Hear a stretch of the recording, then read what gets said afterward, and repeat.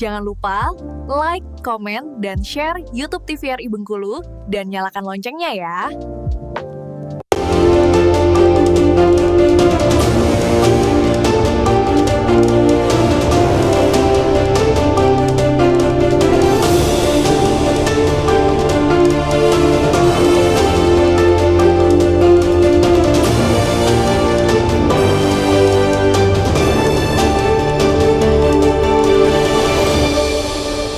Selamat sore pemirsa, apa kabar Anda? Semoga selalu sehat dan dapat melaksanakan kegiatan sebagaimana mestinya. Senang sekali pemirsa kembali berjumpa dengan Anda bersama saya Syifa Nabila di Berendo, Ruang Konsultasi. Pemirsa, sifat narsistik tentunya sebenarnya ada pada setiap orang, namun jangan sampai berlebihan terhadap percaya diri ataupun mencintai diri sendiri, karena ini dapat mengarah ke gangguan kepribadian yakni narcissistic personality disorder.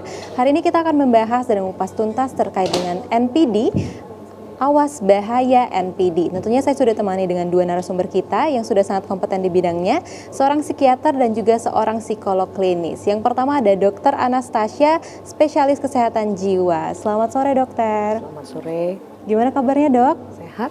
Sehat ya dok ya. Terima kasih. Baik, udah siap dokter untuk memberikan edukasi kepada pemirsa di rumah? Ya, siap. Baik, pemirsa yang kedua kita sudah ditemani dengan seorang psikolog klinis yakni Bapak Wendri Surya Pratama. Selamat pagi Bapak, selamat sore Bapak. Tapi semangatnya tetap pagi ya Pak maksudnya.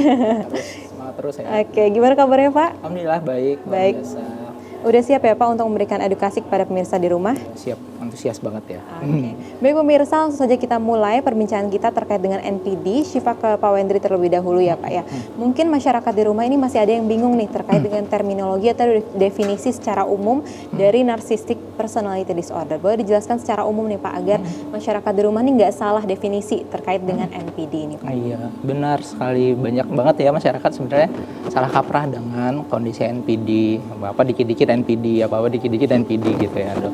Tapi sebenarnya NPD itu sendiri sebenarnya adalah gangguan kepribadian. Salah satu gangguan kepribadian dari banyaknya gangguan kepribadian di klasifikasi gangguan mental. Nah, tentunya ini gangguan mental. Kenapa disebut gangguan mental? Tentunya ini berpengaruh terhadap fungsi kesehariannya.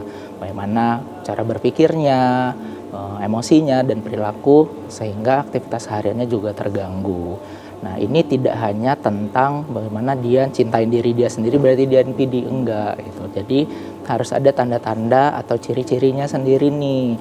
Salah satunya dianya merasa dia paling hebat, paling jagoan, merasa arogan, merasa aku nih segalanya, dunia milik aku dan segala macamnya. Nah, ciri-ciri ini harus dipunyain secara menyeluruh.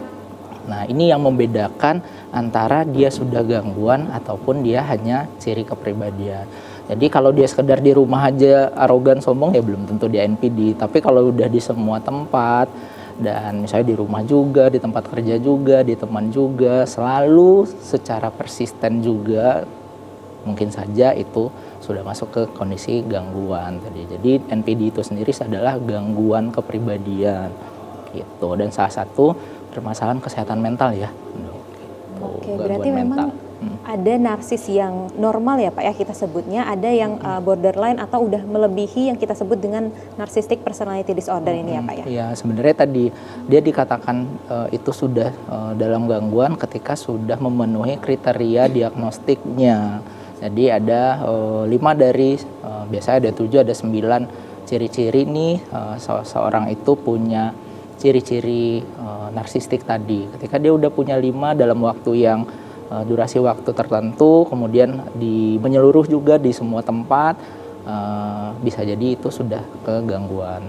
Kalau hanya tidak sampai 5, itu mungkin saja karakter atau ciri kepribadian yang belum jatuh ke kondisi gangguan mental atau disorder tadi. Oke, berarti yang paling penting harus di-highlight nih nggak boleh self-diagnosis ya Pak ya. Karena biasanya masyarakat di rumah nih kalau misalnya baca Google sedikit langsung didiagnosis nih aku NPD nih. Atau bahkan diobati sendiri ya dok ya. Mereka membeli obat yang dari Google nih dok ya. Kalau misalnya dari pola asuh nih dok, Syifa ke dokter Anastasia. Kalau pola asuh sebenarnya itu bisa nggak sih mempengaruhi orang itu akan terjadi NPD pada saat dewasa dokter? Iya, bisa ya, karena memang pola asuh itu juga memengaruhi kepribadian seseorang, di mana kepribadian itu kan dibangun mulai dari 0 hingga 18 tahun usia seseorang. Jadi di dalam masa 18 tahun kehidupan dia itu kan itu semua masih di dalam masa di mana dia di bawah asuhan orang tuanya, ya. Jadi bisa saja misalnya dia menjadi anak yang selalu ditekan atau sebaliknya selalu dimanja, ya. Jadi kalau ditekan berarti kan dia ada semacam stres yang terpendam dan kemudian dia punya kebalikan semangat bahwa oh aku nggak boleh direndahkan nih. Nah seperti itu. Jadi keinginan untuk menjadi yang the best gitu karena adanya tekanan atau penindasan. Namun kalau misalnya anak yang dimanja pola asuhnya, nah artinya dia kan tidak punya semacam rules ya, artinya keinginan dia semua diberikan. Nah dengan begitu dia merasa misalnya dia sering dipuji-puja.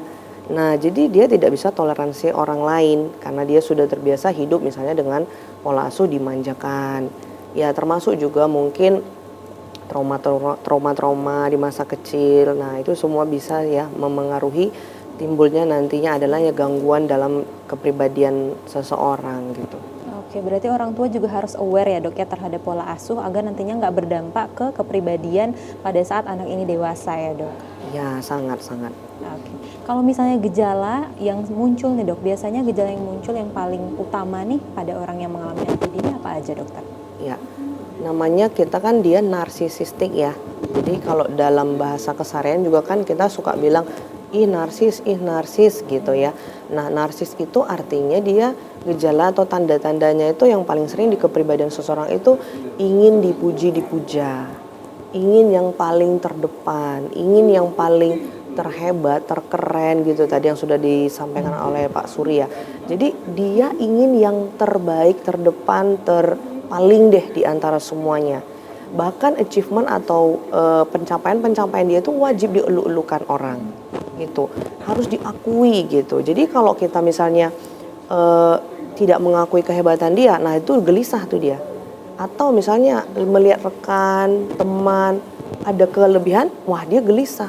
Dia tidak senang, dia merasa itu saingan. Pokoknya dia tidak senang karena dia mau yang terdepan, terpintar, tercantik, terhebat, yang dipuji-puja lah tentunya. Nah itu yang sering muncul di dalam ciri orang yang mengalami gangguan lah. Kalau misalnya udah gangguan tadi di fix ya, di segala situasi ya. Tidak hanya di antara siblings atau saudara kandung, tidak. Namun di sekolah, di tempat pekerjaan, semua area dia memang ingin punya dominansi lah yang paling di antara semuanya. Ya, berarti dia yang paling ingin jadi dominan dan juga pengen yang terdepan ya dok ya. Dan yang tentu dipuji gitu. Yang paling dipuji ya dok ya. Nah kalau dari Pak Wendri nih, kalau kasusnya banyak nggak sih Pak yang konsul ke Bapak nih orang-orang dengan NPD yang mungkin mereka sadar secara dari awal nih mereka deteksi dini mereka bahwa mungkin saya ini mengalami NPD Pak, atau malah orang-orang yang korbannya malah yang konsul ke Bapak? Yang NPD-nya mungkin 1 dari 100 mungkin ya. Berarti sedikit sekali ya Pak? Iya benar, sedikit sekali. Karena tadi sebenarnya kalau dari karakter kepribadian jarang sekali atau sedikit sekali kemungkinan orang-orang yang NPD itu datang mencari bantuan, cari pertolongan. Karena dia ngerasa dirinya hebat, ngerasa dirinya luar biasa gitu. Berarti kan. sering nggak sadar gitu Sering ya? nggak sadar, akhirnya jarang tuh mereka untuk mencari bantuan. Nah, adapun banyaknya ketika kasusnya seperti ini, ketika mereka sudah punya kasus, jadi mereka sudah punya jabatan, udah dapat nih kondisi narsistiknya, kemudian pensiun, hilang tuh semua bahan bakar untuk narsistiknya udah habis semua. Setelah itu mulai depresi, mulai ngerasa lingkungan nggak ada yang peduli dan baru minta cari bantuan akhirnya. Udah depresi dulu baru ini. Tapi kalau yang datang pengen berobat gara-gara NPD jarang sekali. Yang banyak malahan korban NPD-nya. Kayak pasangan, lingkungan orang tua gitu kan, atau saudara. Itu banyak sekali yang mungkin terganggu ya dok dengan rekan yang punya gangguan narcissistic personality disorder ini. Oke, biasanya dampaknya atau yang korban rasakan itu apa aja Pak? Banyak ya, dan ini menyeluruh ke aspek kehidupan orang. Jadi banyak sekali aspek yang bisa terkait dengan dari korban NPD ini ya Pak. Mungkin kita jawab setelah jeda iklan berikut ini ya Pak ya. Baik pemirsa, akan kita lanjutkan perbincangan kita terkait dengan NPD. Tetap bersama kami di Berendo Ruang Konsultasi.